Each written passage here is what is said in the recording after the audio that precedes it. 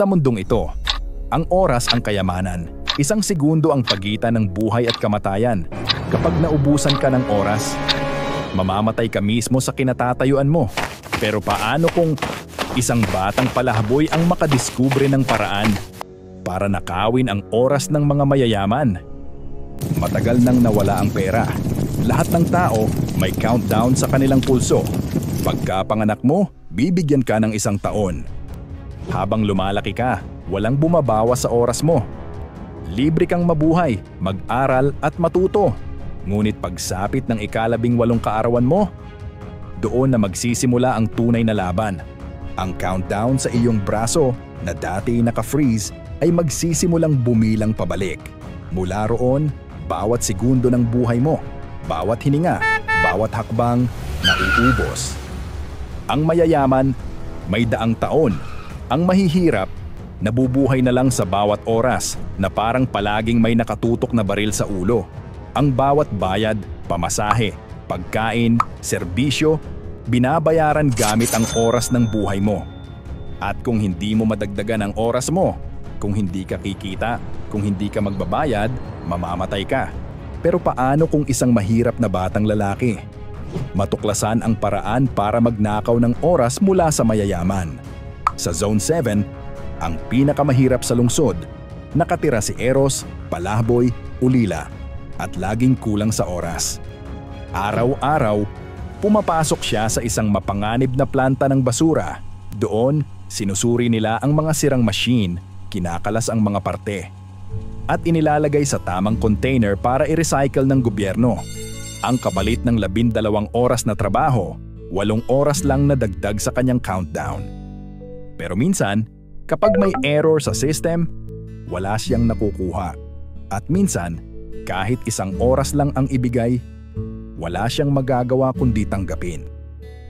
Isang hapon, habang papunta si Eros sa time center para sana mag-withdraw ng emergency time, isang riot ang sumabog. Ang time center ay isang opisyal na pasilidad kung saan ang mga tao ay maaaring mag-deposit o mag-withdraw ng kanilang oras, mag-apply ng emergency time loan, magbayad ng bills, tubig, kuryente, renta, pamasahe gamit ang oras, mag-check ng balanse ng oras, magsagawa ng time transfer sa ibang tao.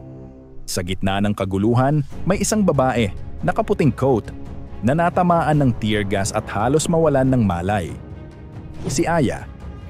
Hindi siya galing sa Zone 7, hindi rin siya ordinaryong babae. Isa siyang dating taga-upper zone, kung saan ang oras ay walang hanggan basta't loyal ka sa sistema. Pero tumakas siya, dala ang isang lihim na maaring gumising sa buong mundo at bilang kapalit, pinutol ang kanyang koneksyon sa time network. Kaya nung gabing yon, naubos ang countdown niya. Wala na siyang oras. Walang pagdadalawang isip, hinawakan ni Eros ang kanyang pulso at isinahlin ang natitira niyang 10 minuto. Walang ibang opsyon, wala na ring oras, tumakas sila. Sa isang abandonadong gusali, nakahanap si Eros ng lumang device. Ang time hijack chip, ipinagbabawal, pero kaya nitong magnakaw ng oras mula sa system. Wala silang access sa time center, wala silang pambili ng oras, wala ring taong handang tumulong. Kaya may tanging option lang sila, i-activate ang chip. Sa tulong ni Aya, isinaksak nila ito sa isang terminal. At sa unang subok, nakakuha sila ng 48 oras mula sa isang corrupt official account. Ngayon, may oras silang mabuhay. Hindi ito nakaligtas sa radar ng time enforcers. Agad silang tinugis. Ngunit sa Zone 7, nagsimulang sumunod sa kanila ang mga taong gaya nila. Mga taong pagod na sa kababayad para lang mabuhay. Mga nawalan ng oras, ng pamilya, ng pagkatao. Tinawag nila ang kanilang grupo, Tic-Tac. Hindi para magnakaw para yumaman, kundi para ibalik ang oras sa mga inahgawan nito.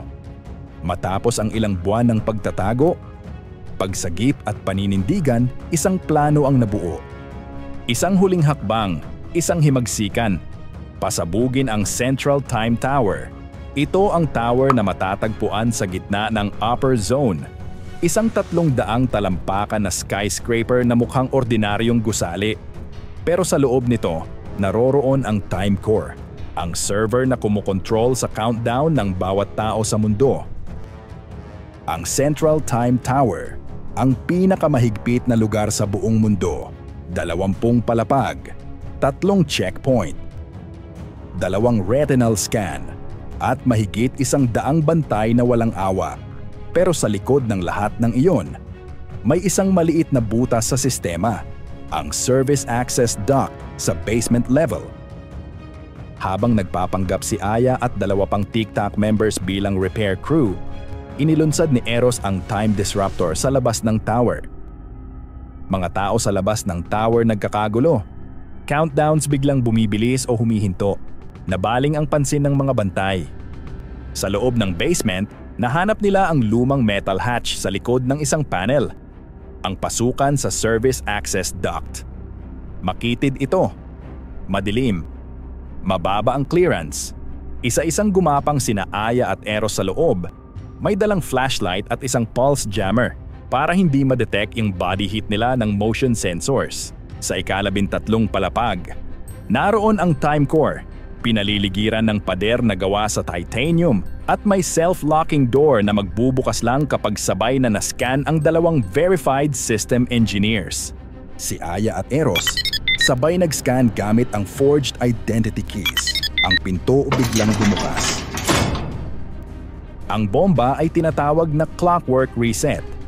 Hindi ito sumasabog ng mapaminsala, kundi nagpapadala ng pulse na sisira sa time server at magti-trigger ng system-wide reset.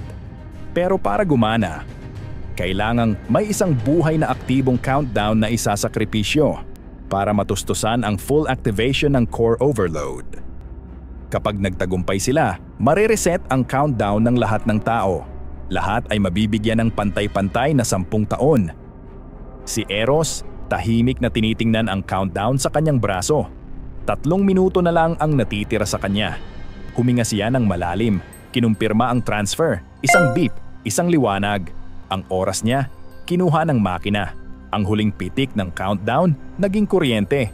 At ang sistema, nagsimulang mag-reboot. Nang humupa ang liwanag, ang mundo'y natahimik. Walang countdown, walang takot, walang bayad ang buhay. Mula sa Zone 1 hanggang Zone 9, bawat tao muling nabigyan ng panahon. Nagising ang buong lungsod. Lahat ng tao, wala nang mayaman, wala nang mahirap. Lahat may pantay-pantay na simula. At sa mga pader ng Zone 7, isinulat nila ang pangalan ni Eros.